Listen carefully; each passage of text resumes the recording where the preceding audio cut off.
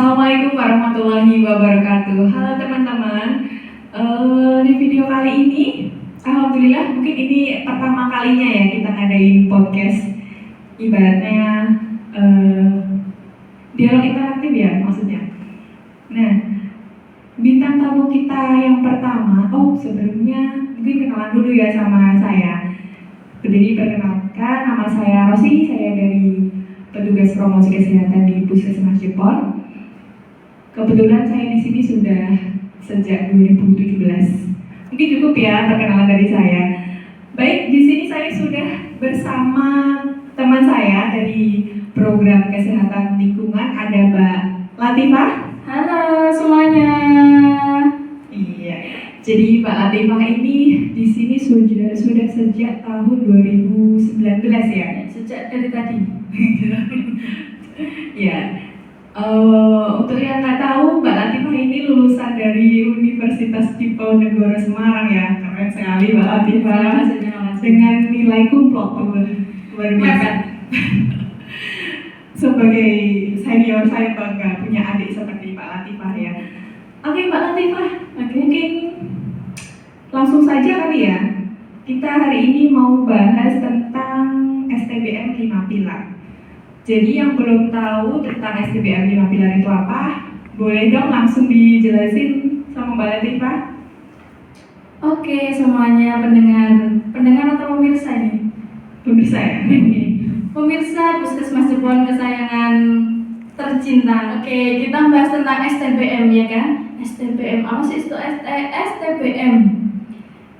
Untuk orang yang awam, belum pernah dengar tentang apa itu STBM. Nah, kita akan bahas kali ini, kita akan kulik-kulik apa itu STBM kali ini. STBM, S sanitasi, T total, B berbasis, M-nya masyarakat. Jadi STBM ialah sanitasi total berbasis masyarakat gitu. Nah, di STBM sendiri itu ada pilar-pilar yang harus kita penuhi. Yaitu ada 5 pilar. Untuk yang pertama ialah pilar stop buang air besar sembarangan. Nah, di masyarakat Puskesmas Jepon ya, khususnya kita harusnya sudah tidak ada yang buang air besar sembarangan di kali atau di sungai atau dimanapun. Karena kita semuanya di Kabupaten Blora sudah mendeklarasikan ODF, yaitu Open Defecation Free. Sudah bebas. Berarti satu Blora ini sudah harusnya ya, sudah tidak ada yang buang air besar sembarangan ya? Sudah. Kalaupun masih ada, kita terus motivasi, kita terus monitoring ke desa masing-masing untuk terus merubah perilakunya untuk menggunakan jamban yang permanen, yang sehat permanen gitu. Oke, menurut pengalaman Mbak Latifah ya, saat verifikasi ODF itu ada nggak kendala-kendalanya? Banyak sekali, itu lucu banget itu ceritanya. Dulu waktu ODF ya kan, kami bersama Prokes juga ya, itu sebelum kita mendeklarasikan itu kan berbagai banyak tahap yang harus dilalui ya kan. Dari mulai kita kunjungan ke rumah, kemudian sebelum memverifikasi kita harus ngecek dulu kan ke lokasi-lokasi mana yang memang masih belum punya jamban ya kan. Terus kita advokasi lagi ke kepala desa, ke pemangku kebijakan. Nah, saat kita kunjungan bersama kader, bersama perangkat, bersama babin, biasa kita melihat, ya maaf ya, warna kuning yang belum disiram itu sudah biasa. Oh iya. Jadi baunya tuh sangat sedap. Jadi kalau memang belum sarapan ya aman, mutahnya nggak ada isinya. Tapi kalau sudah sarapan, sudah makan, kita lihat itu mantap. Tapi saya sudah biasa seperti itu, lihat seperti itu, ya sudah menjadi makanan sehari-hari. Betul. Tapi kadang-kadang mungkin ada ya teman kita yang habis ODF, verifikasi ya, terus keinget terus sampai seminggu nggak makan tuh ada ya. Ya, memang agak lebih sedikit. Tapi seru, itu bisa jadi cerita buat kita semua ya. Emang ada seperti itu. Untuk puskesmas lain pun seperti itu juga. Semuanya satu Kabupaten Blora akhirnya kita bekerja keras untuk, memang awalnya kita anggap wah kayaknya sulit, nggak mungkin mendeklarasikan sudah nggak ada yang buang air besar sembarangan, kayak nggak mungkin, tapi ternyata kita bisa gitu. Oke, mungkin yang belum tahu ya, banyak masyarakat yang masih mengira buang air besar itu mungkin hanya sekedar buang air besar di sungai, di hutan. Tapi menurut Mbak Latifah itu ada nggak buang air besar tapi nggak kelihatan buang air besar sembarangan? Ada. Jadi buang air besarnya itu di jamban, di WC, pantatnya tuh nggak kelihatan, disiram, tapi mereka tidak punya sapi tank. Jadi itu perahunya besar, itu langsung ke sungai. Jadi biasanya kasus-kasus yang seperti ini itu ada di bantaran sungai atau di pinggiran sungai, pinggiran kali. Itu kasusnya yang memang menjadi PR besar untuk kami dan untuk pemangku kebijakan di desa. Itu PR besar buat kami, merubah perilaku seperti itu, karena di sisi lain mereka sudah tidak kelihatan kan, BAB-nya sudah di dalam ruangan tertutup, namun tetap dikatakan masih BABS karena tinjanya belum dikelola dengan baik. Dan itu masih banyak ya di Beberapa masih ada, tapi tetap kita monitoring selalu gitu. Terus selain itu apa lagi, Pak? Untuk bagaimana dengan kasus ini, kasus popok? Oke, kasus popok itu juga PR lagi buat kita. Itu nyambung nanti untuk yang pilar keempat. Tapi sebelum kita lari ke sana, untuk pilar pertama, buang air besar sembarangan terkait dengan popok itu, sebelum kita membuang popok harusnya kita siram dulu BAB-nya itu ke WC. Jadi jangan membuang langsung BAB-nya itu bersama popoknya. Jadi kita siram dulu. Oke, kita siram BAB-nya, kita buang dulu ya. Kita buang, oke. Kalau bisa disobek sedikit gitu. Biar terus setelah itu kita pendem. Jangan dibuang ke sungai ya, teman-teman. Karena ini ada hubungannya nanti ya sama jangan dibuang ke sungai, nanti akan banyak kendala lagi di belakangnya. Jadi harusnya kita pendem. Kalau kata orang dulu, kalau kata orang tua ya, kalau punya baby, ya kan, ilah-ilahnya jangan dibuang sembarangan kan gitu, dipendem ya gitu lah. Oke, tadi yang pilar pertama ya. Terus lanjut ke selanjutnya untuk pilar kedua yaitu CTPS, cuci tangan pakai sabun. Nah ini setelah kita terjun ke lapangan, setelah ada corona ini, lumayan ada peningkatan yang sangat signifikan terkait penyediaan sarana cuci tangan pakai sabun di depan rumah. Iya, kadang-kadang kan ada desa juga yang menyediakan ya, dikasih. Itu saya bersyukur sekali untuk desa yang mau memberikan dana desanya mereka untuk memberikan sarana cuci tangan di depan rumah. Tapi sebelum ada corona, sangat sulit kita untuk berperilaku cuci tangan. Padahal itu kan terus kita keluarkan sebelum adanya corona. Nah, setelah ada corona, ada peningkatan perilaku sedikit, mereka menyediakan sarana, mereka cuci tangan, sering cuci tangan. Akhirnya, alhamdulillah untuk saat ini corona udah mulai landai ya kan? Iya, walaupun masih ada. Tapi catatan penting, cuci tangan harus lanjut. Sekarang banyak ditemukan yang sudah pecah, sudah bulat, setelah nggak ada isinya ya. lapangan kita tetap monitoring kan ya, yang CTPS pilar 2.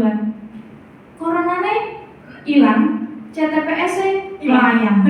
Jadi sarananya itu sudah pada hilang. Entah alasannya yang pecah, alasannya yang ya pada intinya memang tidak dirawat itu. Itu sangat sayang sekali ya, disayangkan pemerintah sudah memberikan kepercayaan, memberikan untuk dana desanya untuk menyediakan sarana, tapi masyarakat tidak mau berubah perilakunya ya. Iya, berubah perilakunya. Wah, itu bagian dia. Seperti itu. Iya.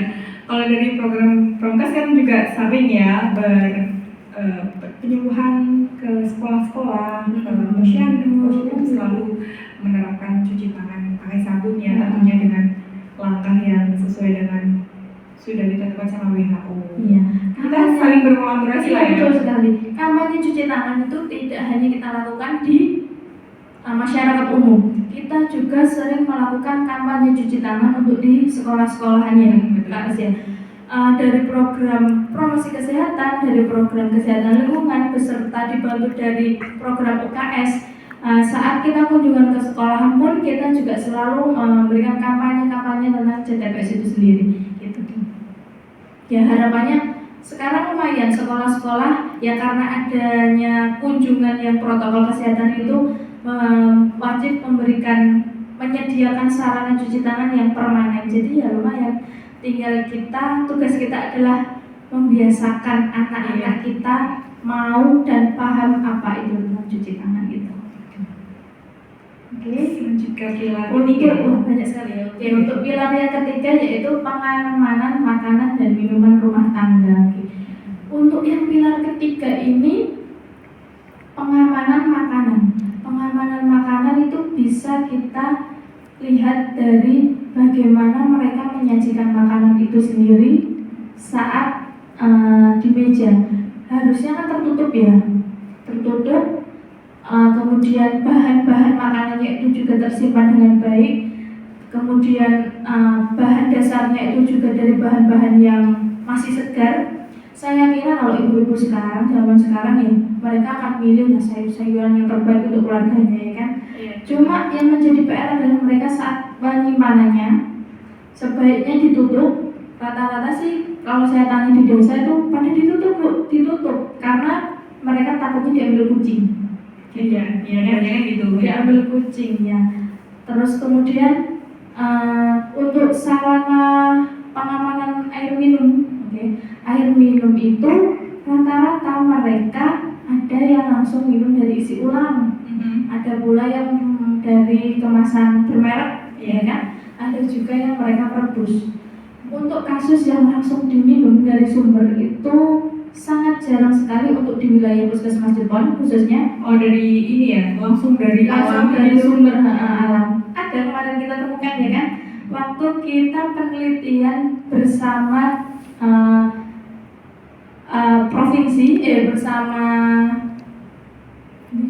Jogja di Damaran itu langsung minum dari sumber airnya. Memang di sana karena kepercayaan ya kan. Akhirnya kita teliti sampai saat ini kita tunggu hasilnya belum keluar dari pusat gitu. Tapi sempat saya bertanya sama orang sekitar ya, air dari situ kalau direbus tetap ada campurannya. Iya, karena memang udah murni. Air Daerah Blora kan memang gitu ya. Semua bercampur. Gitu. Terus kemudian untuk pilar keempat, ini PR sangat tadi yang penutupan makanan itu berarti ada hubungannya juga ya sama yang buang air besar sembarangan. Iya. Kalau kayak tadi ada yang buang pempesnya langsung di belakang rumah dan ternyata belum dikubur ya. Nah itu nanti berarti ada lalat, misalnya ada lalat nemplok di itu kayaknya dede bayi ya, terus terbang ke makanan. Nah, dia bisa menyebabkan beberapa penyakit ya. Benar banget itu.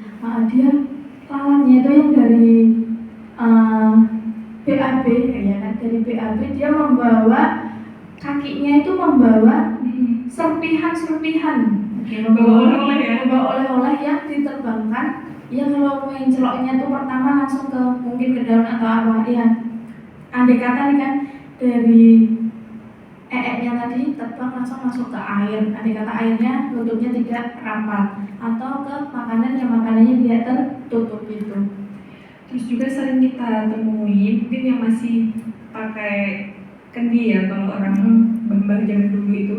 Nah biasanya yang ditutup yang atas pak ya, yang bagian pucuk, yang sininya tuh enggak. Jadi yang atas itu semua ya. Benar banget.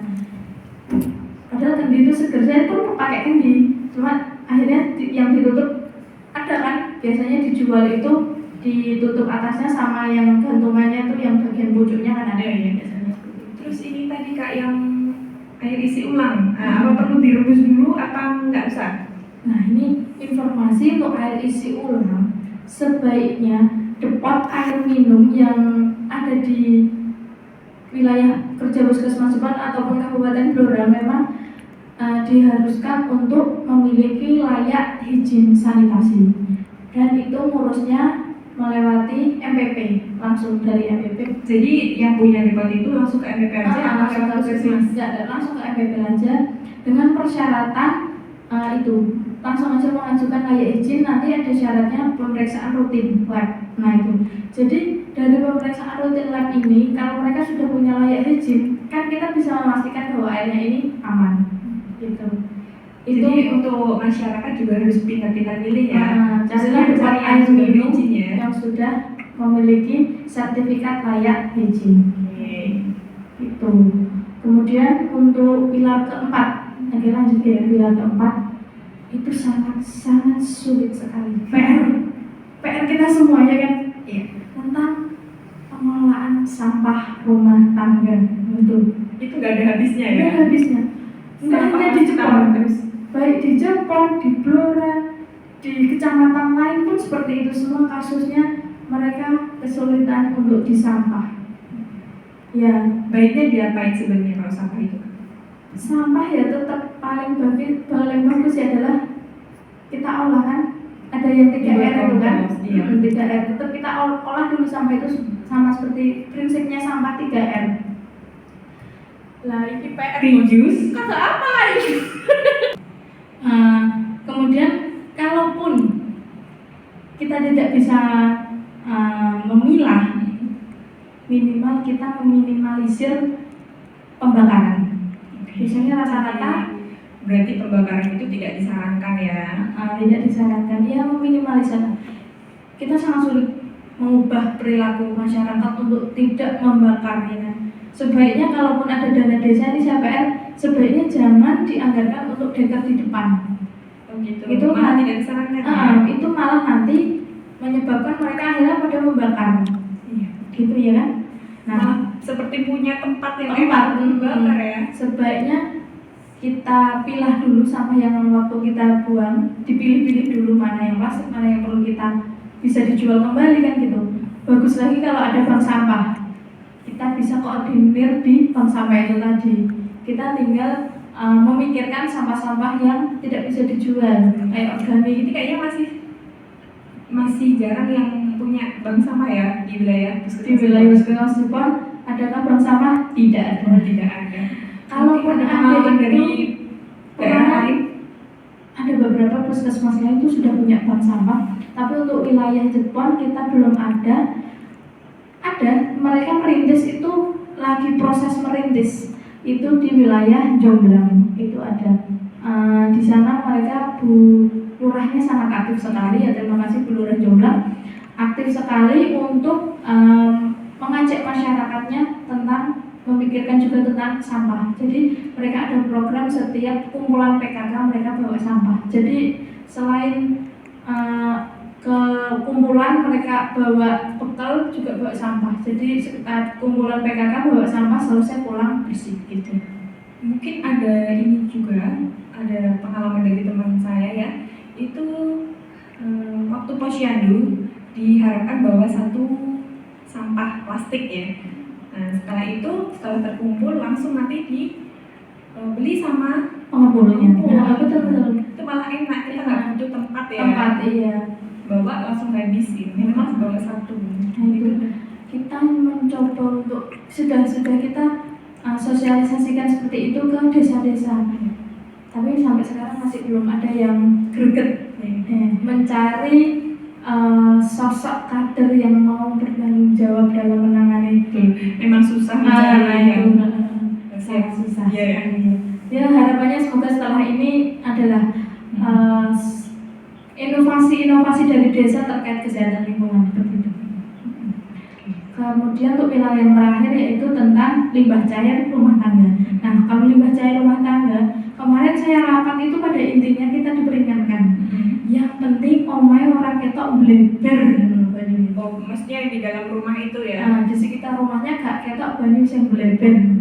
Nah, artinya bahwa pembuangan limbah cair seperti kita MCK, mandi, cuci, terus kemudian aktivitas rumah tangga itu airnya terkoordinir, mau dibuang ke selokan atau mau dibuat resapan itu monggo, yang penting tidak mencemari lingkungan, yang penting sekitar rumahnya itu nggak ada genangan air seperti itu. Tapi mungkin ada beberapa kasus ya di beberapa desa, ada yang rumahnya terlalu berdekatan. Nah itu ada nggak solusi yang bisa dikasihkan ke Kemarin tuh ada kita kasus waktu di salah satu desa ya, mau dibuatkan drainase sama pemerintah pihak desa.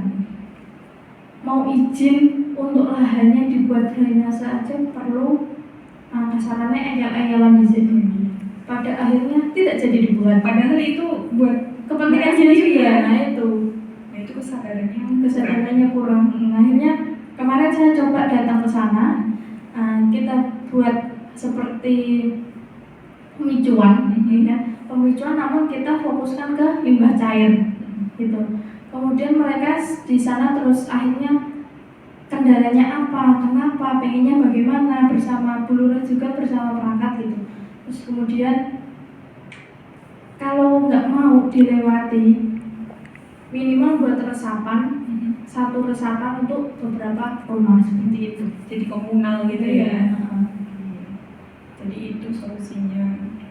Tapi kembali lagi sih sama kepribadian orang masing-masing ya. Semua rumah di wilayah kerja, utamanya ya wilayah kerja Puskesmas Cirebon, harapannya semuanya sudah menerapkan 5 pilar STBM.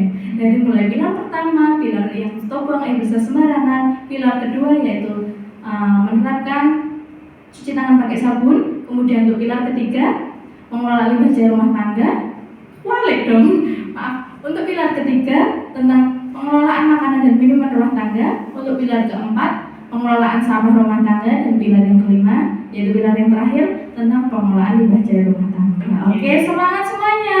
Sangat menarik ya. Semoga ilmu yang diberikan Mbak Latifah bermanfaat untuk kita semua.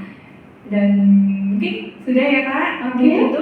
Wassalamualaikum warahmatullahi wabarakatuh.